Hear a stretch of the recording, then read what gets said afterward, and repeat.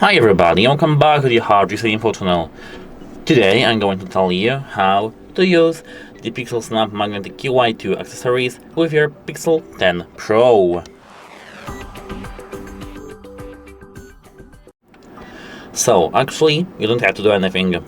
Here, as you can see, we have the charger, which is Qi2 charger, as you can see here, and it's from New Green. This is just a simple charger. Here, as you can see, we do have our Google Pixel 10, and we have to do nothing but just place our phone on the magnets.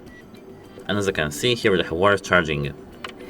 Actually, that's all for the video, but yeah, if you want to, for example, improve your magnets or use the case for your phone, you can just buy a case like this with these magnets, which are Qi2 magnets, PixelSnap magnets. You can buy yourself a case that's identical for your Pixel from, for example, from their official website, and it should improve your magnetic experience for your charger. And actually, that's it for this video. Yes, PixelSnap is that easy. If you found this video helpful, please consider subscribing to our channel. If you have some drawbacks on my video, please tell me in the comments. That's it, hope it helps you, and goodbye, have a nice day!